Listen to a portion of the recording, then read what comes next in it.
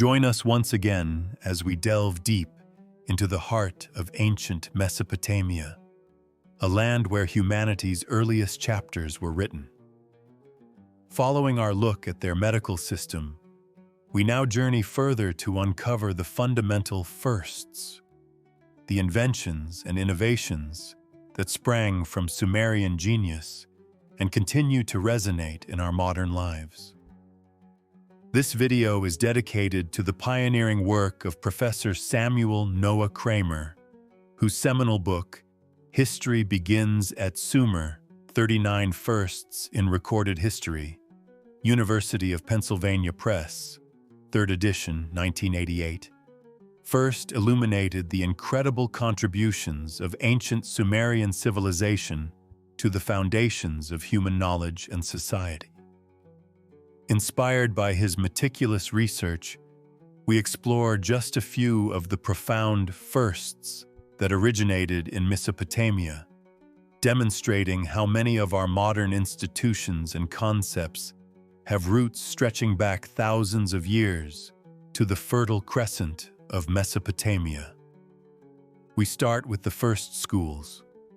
The curriculum of the Edubba was rigorous and focused heavily on writing and mathematics, skills essential for administration, trade, and religious practice in a complex society.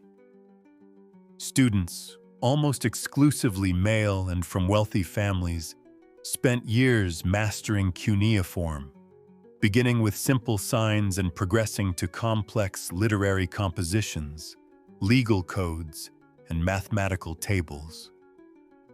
This systematic approach to education, with its structured lessons and long-term goals, was the direct ancestor of the formal education systems we know today, creating a class of trained professionals, the scribes, who were the intellectual backbone of Sumerian society.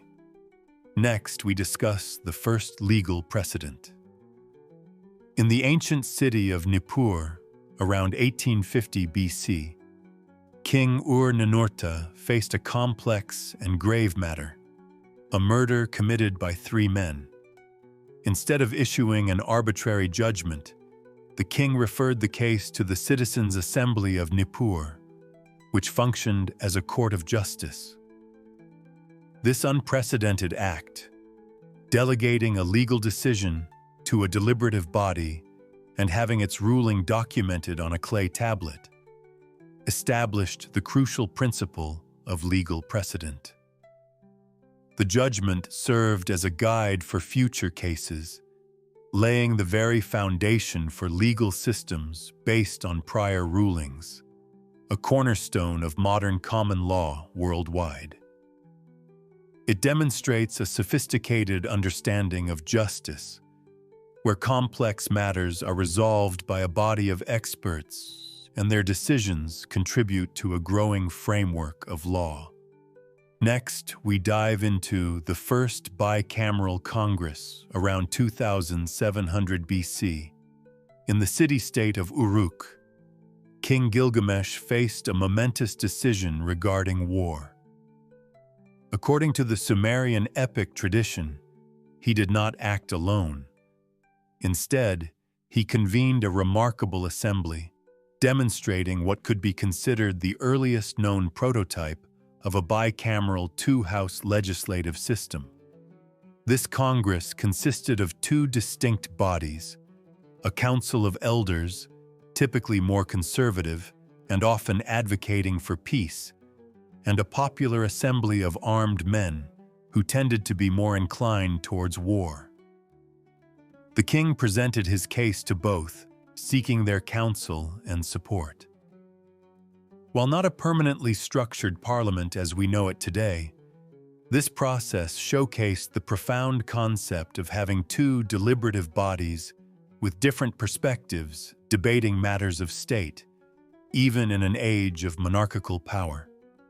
It laid the blueprint for how authority could be checked and decisions made through a form of collective wisdom, a foundational idea for legislative systems across the globe. Next, we discuss the first labor rights and tax reduction. Urukagina's Reforms. Around the 24th century BC, the Sumerian city-state of Lagash was suffering under a system of oppressive taxation and bureaucratic corruption. However, a remarkable shift occurred with the ascension of King Urukagina. Urukagina initiated sweeping reforms aimed at protecting the common people from exploitation. He famously reduced the burdens on farmers, artisans, and laborers, eliminating excessive taxes and curbing the abuses of temple and state officials. This groundbreaking act represents one of the earliest known instances of a ruler being compelled to act in the economic interests of the populace, laying a foundational principle for social contracts and the recognition of labor rights. Urukagina's reforms demonstrate an early understanding that the well-being of the working class was vital for a stable and just society. It's amazing to think that so much of what we take for granted today, like our legal systems, our understanding of time, and even the stories we tell, can be traced back to the land between two rivers. The story continues in the rest of this playlist, where we'll delve deeper into how the lessons of Mesopotamia still resonate in the 21st century. I'll see you in the next video.